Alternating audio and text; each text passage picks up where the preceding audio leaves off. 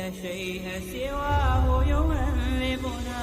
هذا القرآن هو الهادي لأوائلنا وأواخرنا، يدعو للعلم وللعمل، لا شيء سواه يهذبنا.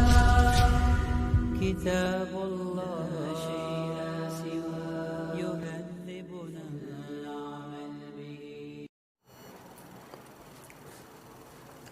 إن الحمد لله نحمده ونستعينه ونستغفره ونعوذ بالله من شرور أنفسنا ومن سيئات أعمالنا، من يهده الله فلا مضل له ومن يضلله فلا هادي له، وأشهد أن لا إله إلا الله وحده لا شريك له، وأشهد أن محمدا عبده ورسوله.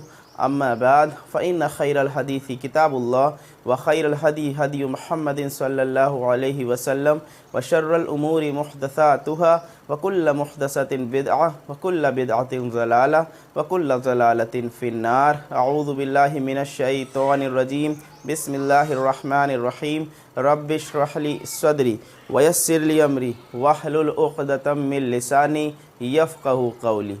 وقال النبي صلى الله عليه وسلم حق المسلم على المسلم خمس: رد السلام وعيادة المريض واتباع الجنائز وإجابة الدعوة وतशमीत الआतिस। मुत्तफ़क़ुन अलैह। अल्हम्दुलिल्लाह, Arabic grammar का सिलसिला जारी है। गुज़िश्ता दर्स में हम लोगों ने मुरक्कब इज़ाफ़ी पर कुछ एग्ज़ाम्पल्स करे थे और आज भी इंशाअल्लाह मुरक्कब इज़ाफ़ी पर ही डिस्कशन चलेगा। तो शुरुआत करते हैं हदीस से, जिसको अभी खुतबे के वक्त हमने पढ़ा। वो हदीस बुखारी और मुस्लिम दोनों की मुत्तफ़क़ुन अलैह रिवायत है। मेरे पास एक मुरक्कब है, मुसलमान का हक़।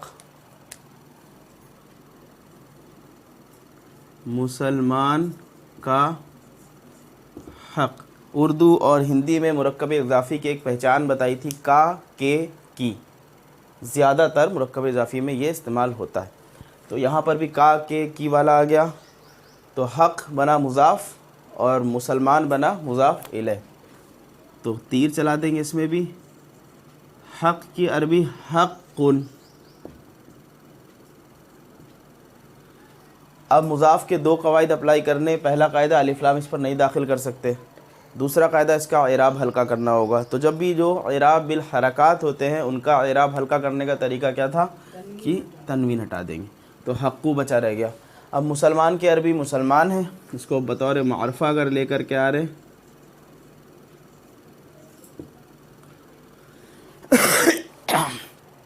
या मुस्लिम कह दे हक़्क़ुल।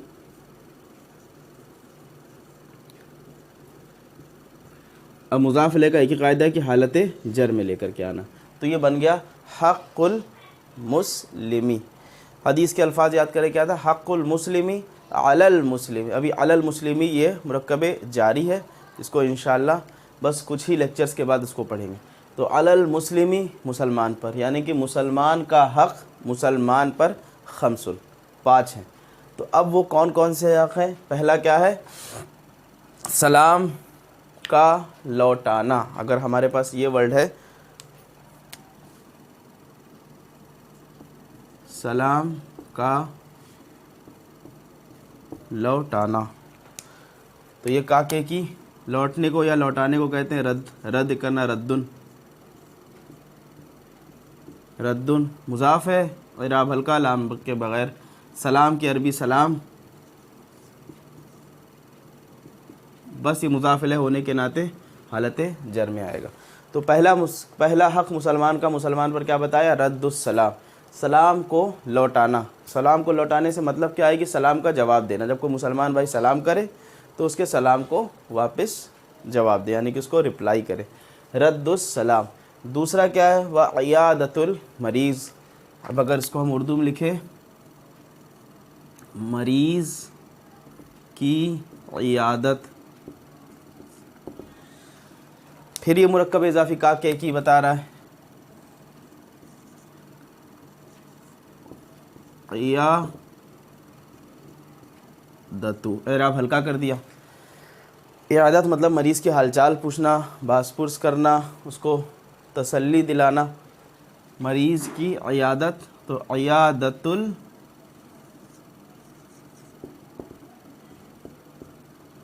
मरीज़ी, ये दूसरा हक़ बना, इयादतुल मरीज़ी।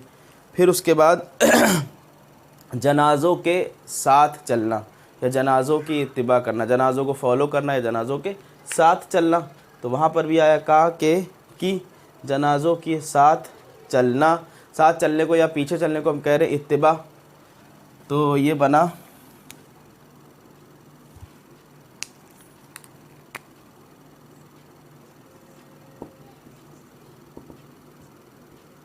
इत्तिबाउन, और ये मुज़ाफ़ है तो इराब हल्का इत्तिबा। जनाज़ों की अरबी जनाइज़ होती है, अलिफ लाम के साथ लेकर के जब आए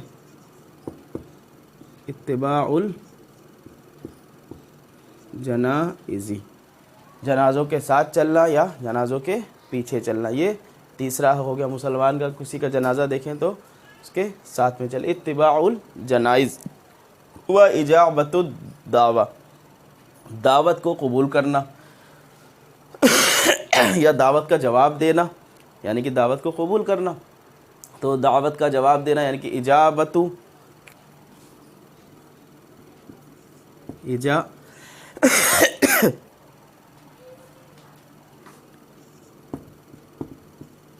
इजाबतुद दावा।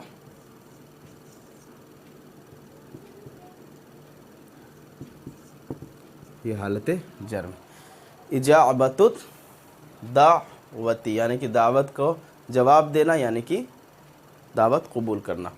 और उसके बाद क्या है कि जब आतिश कहते हैं छींकने वाले को, जब कोई छींकने वाला छींके तो उसको रहमत की दुआ देना।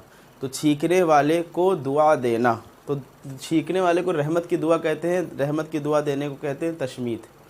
तो ये क्या बन गया? तशमीतु,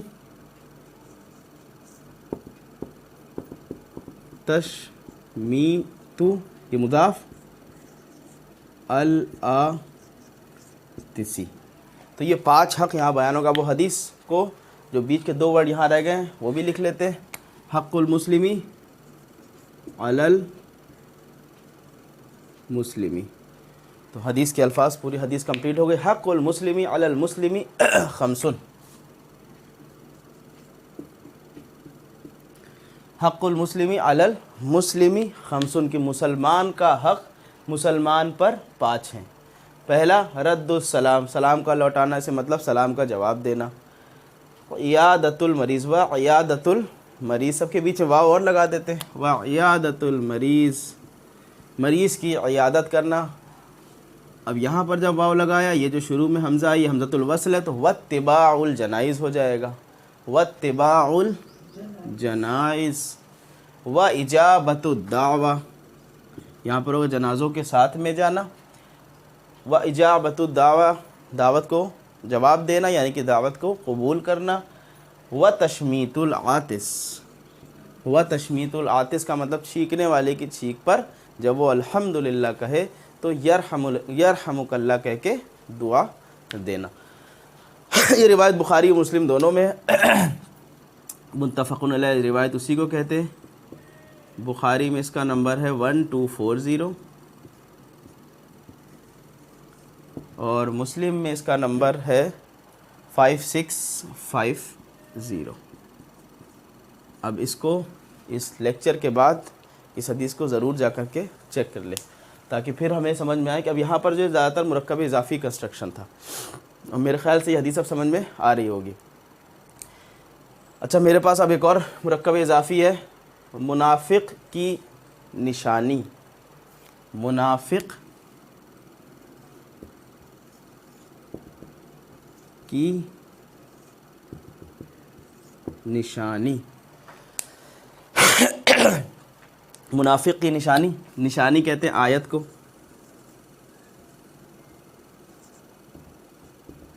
आयतुन मुज़ाफ बन करके आ रहा है, अलिफ लाम इस पर नहीं आएगा, इराब हल्के होंगे। आयतु हो गया। मुनाफिक की अरबी मुनाफिक, अलिफ लाम के साथ लगा दे रहे।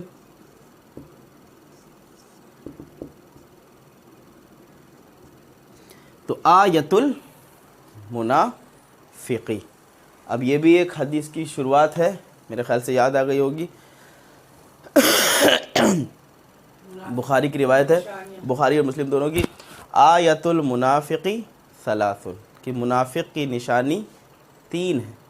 पहली क्या बताइए अल्लाह के रसूल सल्लल्लाहु अलैहि वसल्लम, इज़ा हद्दसा कज़ब, कि जब वो बात करे तो झूठ बोले। व इज़ा वादा अखलफा, कि जब वो वादा करे तो उसके ख़िलाफ़ करे। तीसरी निशानी क्या बताई, व इज़ा तुमिना खान, कि जब उसके पास अमानत रखी जाए तो वो उसमें ख़यानत करे। तो ये 3 निशानी अल्लाह के रसूल सल्लल्लाहु अलैहि वसल्लम बयान फरमाई, और ये भी बुखारी मुस्लिम दोनों की रिवायत है। बुखारी में इसका नंबर है 33 और मुस्लिम में इसका नंबर है 211। नंबर देने का मकसद यही होता है कि हदीस को हम जाके खुद से ढूंढें, तो उसमें जो जो चीज़ें हमने पढ़ी हुई हैं उसको हमें तलाशना है कि हाँ वो चीज़ें हमें मिल रही हैं कि नहीं। तो आयतुल मुनाफिकी सलासुन, मुनाफिक की 3 निशानियाँ हैं।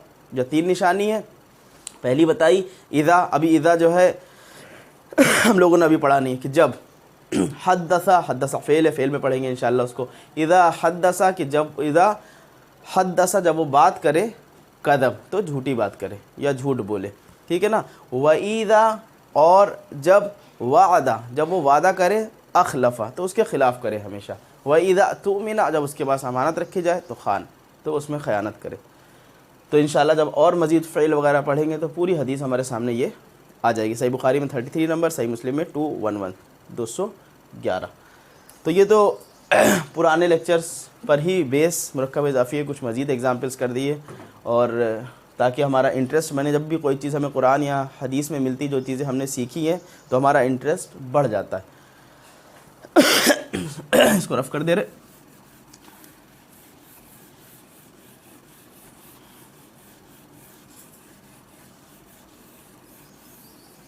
अच्छा, अरबी में कुछ इस्म ऐसे भी आते हैं जिनका कंस्ट्रक्शन मुज़ाफ़ मुज़ाफ़िले के तौर पर होता है, या यह कह लें कि कुछ इस्म या कुछ अस्मा ऐसे आते हैं जो हमेशा मुज़ाफ़ बन कर के आते हैं। वो जो इस्म है वो कौन कौन से हैं? एक तो है कुल्लुन, एक है बाज़ुन, और एक है अक्सरू।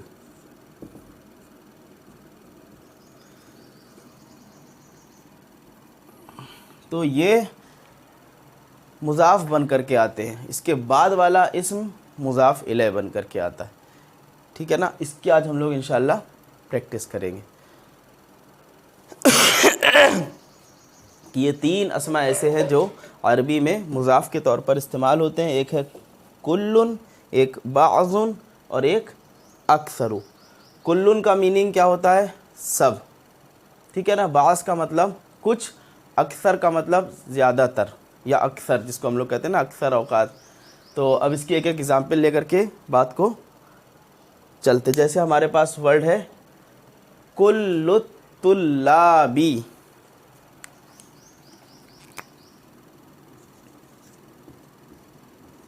अब ये मुज़ाफ़ बन कर के आएगा तो अलिफ लाम भी नहीं आएगा इस पर, और तनवीन हल्की, कुल्लुन नहीं बल्कि कुल्लू। और इसके बाद वाला जो इस्म होगा वो हालत जर में होगा। तो कुल्लुत्तुल्लाबी, इसका मीनिंग क्या हो जाएगा कि तमाम तलबा, कि जितने भी तलबा हैं सब के सब। मिसाल के तौर पर अगर सेंटेंस बनाना चाहते हैं, कुल्लुत्तुल्लाबी हाजिरून, कि तमाम के तमाम तलबा हाजिर है, प्रेजेंट है। इसी तरह से बना सकते हैं कुल्लू से कुल्लू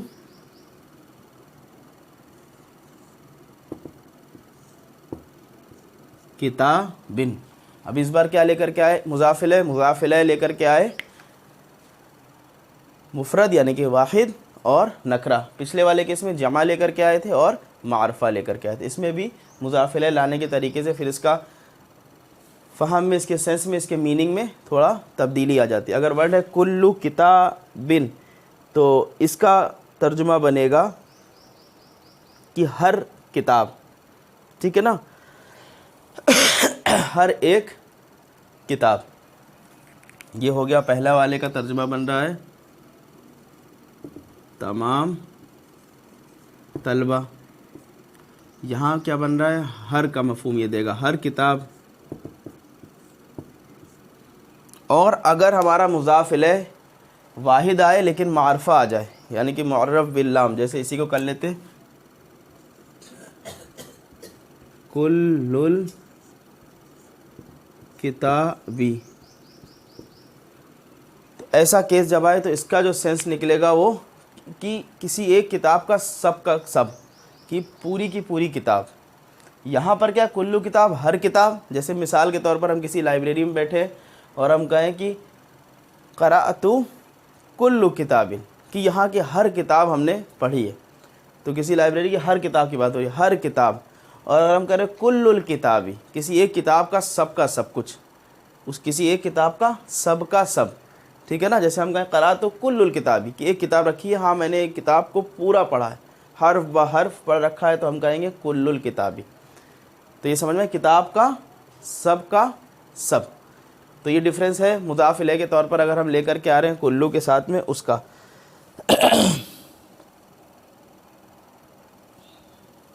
जैसे अगर हमने कहा ना क़राअतु कुल्लुल किताबी, कि मैंने पढ़ा पूरी किताब, मैंने किताब का सब कुछ पढ़ा, पूरा हिस्सा। तो कुल्लू के साथ हम क्या देख रहे हैं कि ये मुज़ाफ़ और मुज़ाफ़ इलैह के कंस्ट्रक्शन के तौर पर आ रहा है। अब इसमें 3 पॉइंट्स आपको लिख लेने हैं। वो 3 पॉइंट्स क्या हैं कि जब कुल्लू का मुज़ाफ़ इलैह जमा हो और मुअर्रफ बिल लाम हो, तो उस केस में जो इसका तर्जुमा बनता है, इसका मीनिंग जो निकल के आता है वो तमाम के सेंस में निकलता है।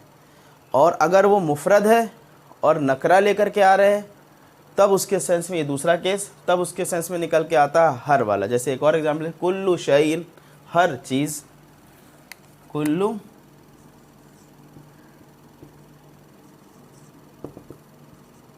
शैइन। तो अब इसका क्या तर्जुमा बनेगा, हर चीज़। यहाँ पर क्या है, कुल्लु किताबिन, तो हर किताब। इसी तरह से अगर हम कह रहे हैं कुल्लु वाहिदिन, इसका तर्जुमा बन रहा है हर चीज़।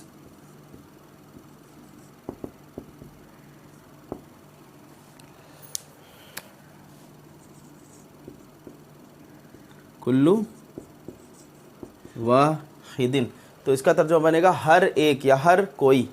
कुल्लु वाहिदिन का तर्जुमा क्या बन जाएगा, हर एक या हर कोई, हर एक।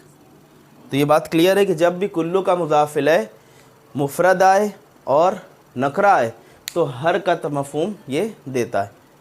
और इसी तरह से अगर कुल्लू का मुज़ाफ़ इलैह मुफ़रद आए लेकिन मुअर्रफ बिल लाम आए, तो ये जो तर्जुमा देता है ये कुल का कुल, कि उस चीज़ का कुल का कुल, यानी कि उस चीज़ का सब कुछ। यानी कि हम कहेंगे कुल्लुल किताबी, तो एक किसी किताब की बात हो रही है और उस किताब के अंदर पूरी की बात हो रही है कि कुल्लुल किताबी, यानी कि पूरी की पूरी किताब। जैसे एक हदीस है सही मुस्लिम की, कुल्लुल मुस्लिमी, कि मुसलमान का सब कुछ हरामुन, हराम है दूसरे मुसलमान पर। फिर उसमें गालिबन 3 चीज़ें बताई गई हैं कि उसका खून, उसकी इज़्ज़त। तो इंशाअल्लाह वो नेक्स्ट लेक्चर वो हदीस बताएंगे, अभी नंबर भी नहीं याद आ रहा। तो बहरहाल लेकिन उसमें इस्तेमाल यही हुआ कुल्लुल मुस्लिमी, वहाँ पर यही वाला सीगा इस्तेमाल हो वाहिद का और मुअर्रफ बिल लाम का। तो उसका जो तर्जुमा बनता है कि मुसलमान का सब कुछ हरामुन, हराम है। फिर आगे अल्लाह रसूल सल्लल्लाहु अलैहि वसल्लम बताया क्या कि उसका खून दूसरे मुसलमान पर हराम है, उसकी इज़्ज़त, उसका माल, व मालहू दम, उस तरह के अल्फाज है हदीस के। तो ये बात समझ में आ गई ना कि कुल्लू पहली चीज़ तो समझना है कि कुल्लू, बाज़ुन और अक्सरू, ये जो है मुज़ाफ़ इलैह के तौर पर इस्तेमाल होते हैं। दूसरी बात समझनी है कुल्लू के केस में कि 3 केसेस मिलेंगे इसमें, कि कुल्लू का अगर हम मुज़ाफ़ इलैह जमा के साथ लेकर के आते हैं और जमा मुअर्रफ बिल लाम के साथ, तो उसका जो सेंस निकलेगा वो तमाम तलबा के केस में जाएगा, तमाम वाला सेंस इसमें निकलेगा, ठीक है ना। जहाँ पर कुल्लु तुल्लाबी है, इसी तरह से कुछ और भी हम कर सकते हैं, कुल्लुल कुतुबी, तमाम कुतुबे, तमाम सारी किताबें। और उसके अलावा दूसरा वाला केस क्या है कि कुल्लू का मुज़ाफ़ इलैह हम लेकर के आ रहे हैं मुफ़रद और नकरा, तो उस केस में हर का मफ़हूम निकलेगा। कुल्लु शैइन जैसे हम लोग कहते हैं ना कुरान की आयत जैसे इन्नल्लाह अला कुल्ली शैइन, तो बेशक अल्लाह अला कुल्ली शैइन हर चीज़ वहाँ निकला ना, हर चीज़ पर कुल्ली शैइन कदीर कादिर, तो वहाँ पर हर का मफ़हूम पैदा हो गया क्योंकि शैइन कैसा आया है, नकरा आया है और बग़ैर अलिफ लाम के आया है और वाहिद आया है, तो वहाँ पर क्या हर का मफ़हूम निकल रहा, इन्नल्लाह अला कुल्ली शैइन कदीर। अब वो कुल्लु कुल्लिन कैसे हो गया ये इंशाल्लाह आगे देखना है। तो ये इसकी हालत रफ़ा है कुल्लू, हालत नसब अगर होती तो कुल्ला और हालत जर होती तो कुल्ली बन जाता।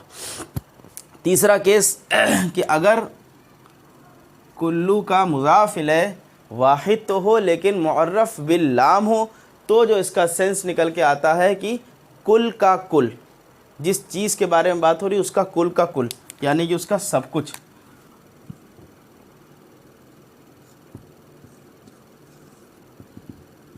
जैसे अब कहा कुल्लुल किताबी, तो किताब का सब कुछ, उस खास पूरी किताब का, टोटल किताब की बात हो रही है।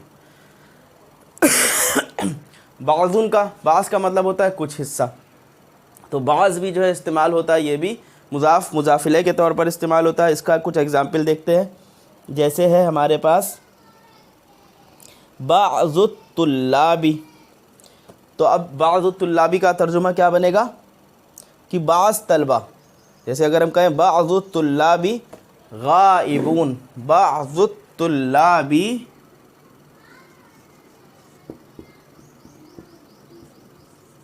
बाज़ुत तुल्लाबी गाइबून, कि बाज़ तलबा गायब हैं। इसी तरह से हम और इसका अगर हम वाहिद के साथ में लेकर के आए तो हम कह सकते हैं बाज़ुल किताबी, बाज़ुल किताबी, तो अब कहें कि किताब का कुछ हिस्सा, बाज़ुल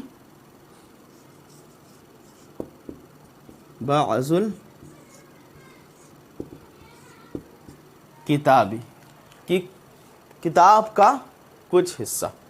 क्लियर है ये। इसी तरह से अक्सरू में देख लेते हैं एक एग्जाम्पल, अक्सरुन नासी, कि लोगों में से अक्सर, इसका कोई एग्जाम्पल अगर हम देखते हैं अक्सरुन नासी गाफिलून, कि अक्सर लोग गाफिल हैं, गफलत बरतने वाले हैं।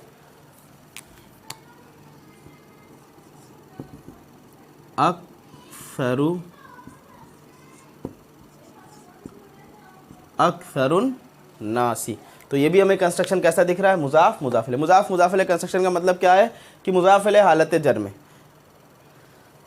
और उससे पहले वाला अस्म पर इराब हल्का कर दिया गया, तो ऐसे कंस्ट्रक्शन को कहते हैं मुरक्कब इज़ाफ़ी। तो यहाँ पर हमने 3 ऐसे इसम दिखाए जो थोड़े से अलग हटके थे, क्योंकि अभी तक हम लोग क्या देख रहे थे कि वो का के की वाला मफ़हूम, लेकिन यहाँ का के की का मफ़हूम नहीं मिल रहा, लेकिन ये फिर भी मुज़ाफ़ मुज़ाफ़ इलैह की तरह से इस्तेमाल हो रहे हैं। जैसे कुल्लुन बाज़ुन अक्सर, कुल का मतलब कुल्लुन सब कुछ, बाज़ कुछ, अक्सर ज़्यादातर या अक्सर, जिसको हम लोग आम बोलचाल में भी बोलते हैं।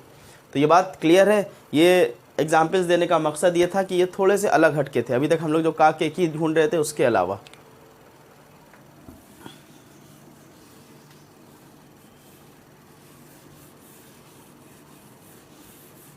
और बाकी मज़ीद एग्जाम्पल्स आप कुरान और हदीस में ये तीनों ही वर्ड के देख सकते हैं। अक्सरू भी मिल जाता है, कुल्लुन भी मिल जाता है, बाज़ुन भी मिल जाता है।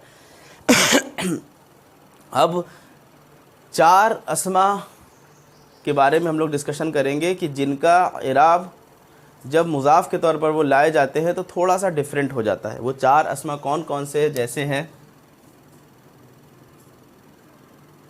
अबुन, अबुन का मतलब वालिद या अब्बू, और इसी तरह से अखुन, अखुन का मतलब भाई, इसी तरह से फमुन, फमुन का मतलब मुँह, और इसी तरह से ज़ू, ज़ू का मतलब वाला।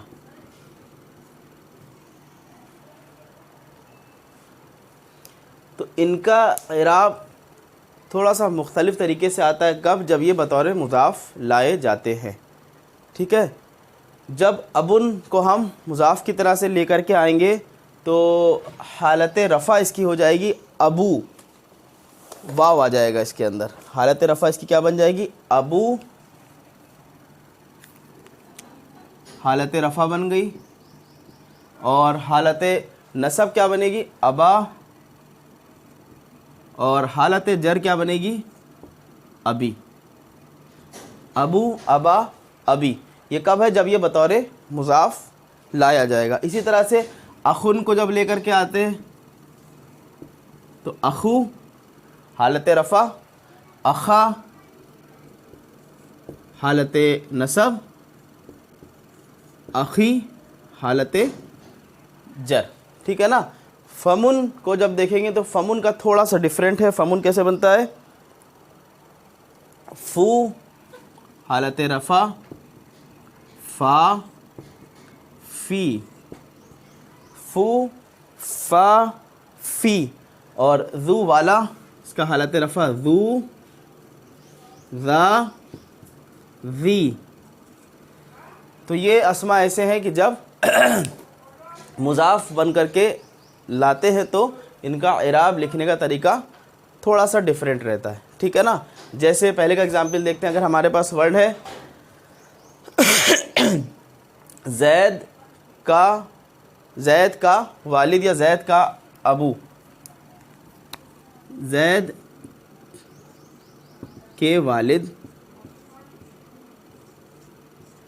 तो ज़ैद के वालिद अगर हम लेकर के आना चाह रहे हैं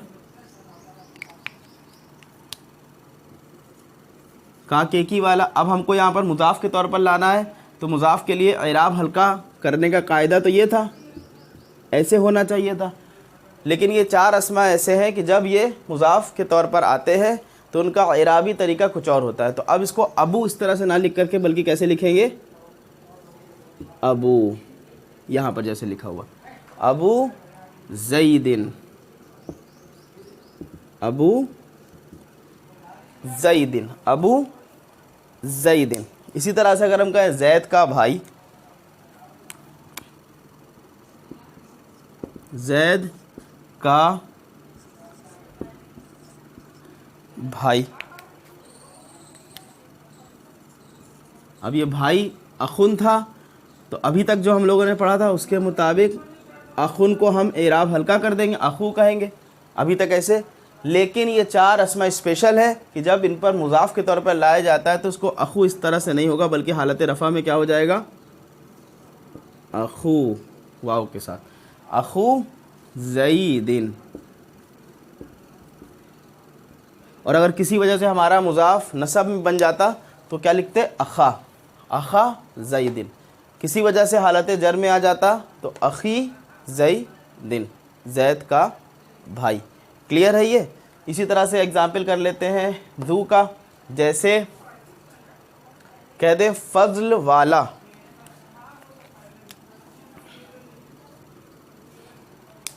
अल्लाह के बारे में जाता है बड़े फ़ज़ल वाला, या अभी हम सिर्फ फ़ज़ल वाला करके चल रहे हैं, फ़ज़ल वाला। तो अब क्या करेंगे इसमें? वाला यानी कि ज़ू, हालत रफ़ा में ज़ू के तौर पर आएगा ये, ज़ू अल फ़ज़ल। तो ये क्या बन जाएगा? ज़ुल फ़ज़ल, ज़ुल फ़ज़ली। क्लियर है ये?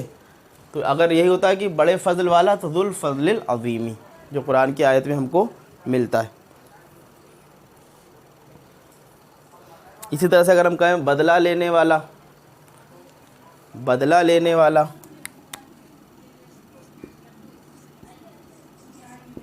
बदला लेने वाला, तो उसका भी क्या करते हैं? ज़ू, ज़ुन, अभी हमज़तुल वस्ल होता तो मिला करके पढ़ने में ज़ुन तिक़ामी, ज़ुन तिक़ामी, बदला लेने वाला। क्लियर है ये? तो ये चार अस्मा ऐसे हैं कि जब ये चार ज़्यादातर कुरान में हमें यूज़ होते हैं। इसके अलावा है तो टोटल 6 अस्मा कि जिनके जो इराब होते हैं वो थोड़े से डिफरेंट करके लिखे जाते हैं। जैसे एक ससुर है हमो, लेकिन कुरान में कहीं मिलता नहीं है। तो हम उनका भी जो है इराब मुख्तलिफ़ अंदाज से लिखा जाता है। तो ये बात क्लियर है ना कि ये 4 अस्मा ऐसे हैं जिनके इराब हम मुख्तलिफ़ अंदाज से लिख रहे हैं। अबू, अबा, अबी, अखू, अखा, अखी, फू, फा, फ़ी, ज़ू, ज़ा, ज़ी। ये हमें इंशाअल्लाह कुरान में और हदीस में देखने को मिल सकते हैं।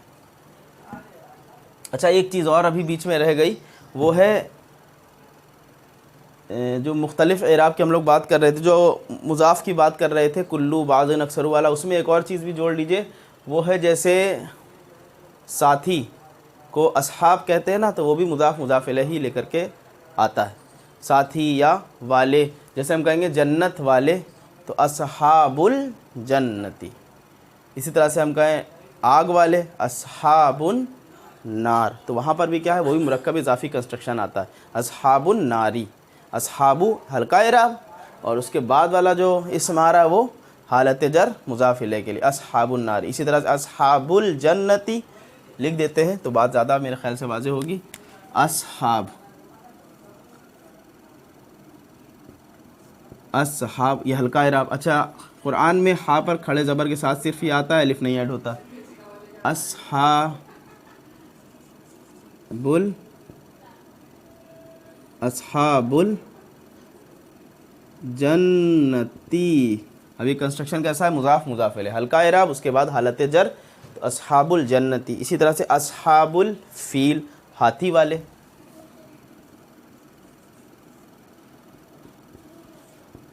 अस्हाबुल फ़ीली, अस्हाबुल फ़ीली।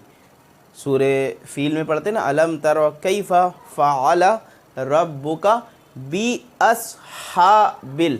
अब वहाँ पर किसी वजह से हालत जर में आ गया अस्हाब, वो क्यों आया, इंशाल्लाह मुरक्कब जारी पढ़ेंगे तो उसमें सीखेंगे। तो ये क्या बन गया, अस्हाबिल फ़ीली। अलम तरा क्या तुमने देखा, कैफ़ा कि क्या, अलम तरा कैफ़ा फ़अला कि कैसा हाल किया, फ़अला रब्बुका तुम्हारे रब ने, भी अस्हाबिल फ़ील हाथी वालों के साथ। ठीक है ना, तो ये भी मुज़ाफ़ मुज़ाफ़ इलैह के तौर पर आता है। अस्हाबुल जन्ना, अस्हाबुन नार, अस्हाबुल फ़ील, अस्हाब वाला, तो ये मुज़ाफ़, उसके बाद वाला मुज़ाफ़ इलैह। मुज़ाफ़ मुज़ाफ़ इलैह की पहचान क्या है कि 2 इस्म हमें दिखें, पहला इस्म का इराब हल्का दिख रहा हो और दूसरा इस्म जर में दिख रहा हो। या मोटी पहचान ये कि जब हम पहले दूसरे इस्म को देखें, दूसरा इस्म अगर हालत जर में है तो थोड़ा सा जहन जाना चाहिए, में भी ये मुरक्कब इज़ाफ़ी हो सकता है। और जब हालत जर से पहले वाले इस्म को देखा, उसका इराब हल्का दिख गया, तो 100% मोहर लगा दी कि ये मुज़ाफ़ इलैही वाला कंस्ट्रक्शन है। ठीक है ना, तो अभी तक हम लोग ने एक वजह सीख चुके हैं कि हालत जर में कोई भी इस्म क्यों जाता है, क्यों, जब वो बतौर मुज़ाफ़ इलैह बन कर के आता है। क्लियर ये चीज़।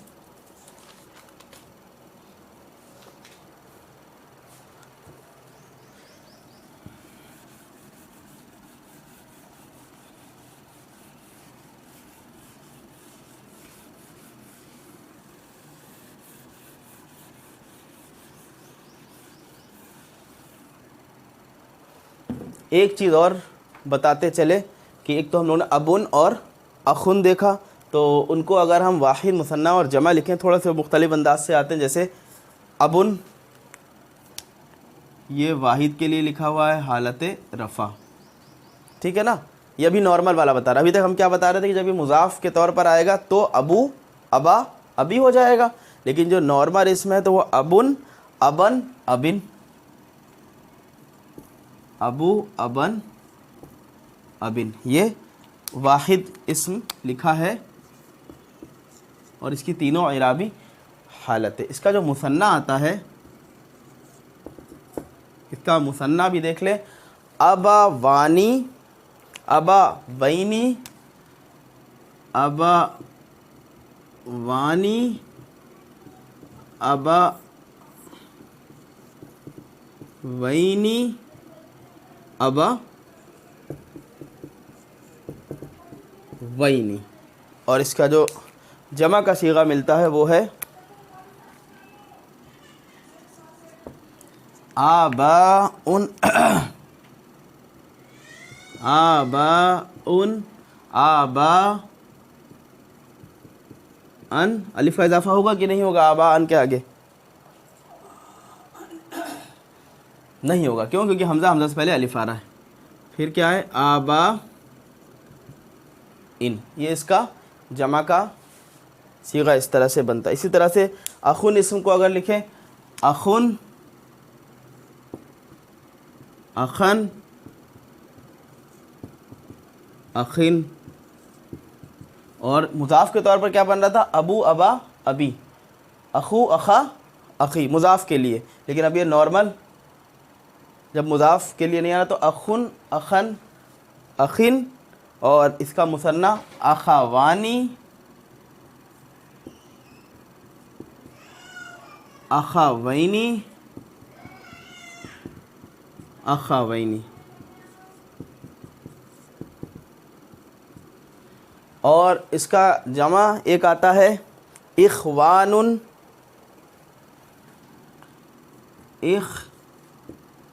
इख्वानुन, इख्वानन और इख्वानिन, इख्वानुन, इख्वानन, इख्वानिन। इसका एक और भी जमा बनता है, कुरान में दोनों इस्तेमाल हुए हैं तो दूसरा वाला भी लिख देते हैं इख्वतुन, इख्वतुन,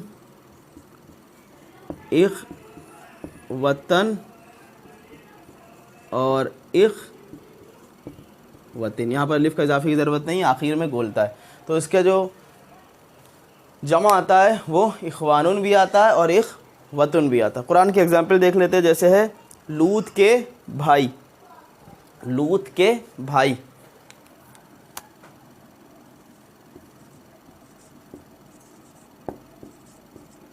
लूत के भाई, लूत का भाई होता तो वाहिद है, लूत के भाई यानी कि जमा का सीगा है। तो अब हम क्या करेंगे भाई इख्वानुन,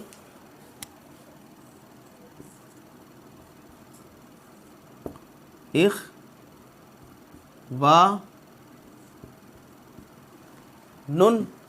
अब इसको जो है इराब हल्का करना है, तो इराब हल्का करने के लिए क्या करेंगे तनवीन हटा दी, इख्वानु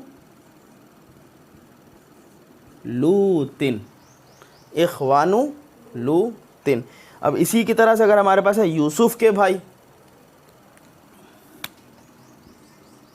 यूसुफ के भाई, यूसुफ के भाई के लिए ये वाला अगर नीचे वाला जमा इस्तेमाल हुआ है इख्वतुन था, इराब हल्का कर दिया इख्वतु, यू यू। अब ये गैर मुनसरिफ अस्मा है, गैर मुनसरिफ अस्मा हालत जर में ज़ेर कबूल नहीं करेगा, तो इख्वतु यूसुफ़ा ये है हालत जर जो ज़बर के साथ शो की गई है, इख्वतु यूसुफ़ा। क्लियर है? तो अब इसको कुछ चीज़ें इसमें आपने जो नई नई चीज़ें पढ़ी उसका ध्यान रखना है, जैसे कि कुल्लु बाज़ुन अक्सरु और असहाब। इसी तरह से चार जो अस्मा पढ़े अबुन अखुन फमुन और ज़ू, उनका मुज़ाफ़ के तौर पर जब इस्तेमाल होता है तो थोड़ा सा डिफरेंट, अबू अबा अबी, अखू अखा अखी, ज़ू ज़ादी फूफाफ़ी। और अबुन का जो नॉर्मल आपका लिखा है वाहिद मुसन्ना जमा, इसमें अखुन में याद रखना है कि इख्वानुन भी आता है और इख्वतुन भी आता है। दोनों के एग्जाम्पल्स आपने देखे, लूत के भाई के लिए इख्वानु लूतिन, यूसुफ़ के भाई के लिए इख्वतु यूसुफ़ा। सुब्हानक अल्लाहुम्मा व बिहम्दिका अशहदु अल्ला इलाहा इल्ला अंता अस्तगफिरुका व अतूबु इलैक। अस्सलामु अलैकुम व रहमतुल्लाहि व बरकातुहू।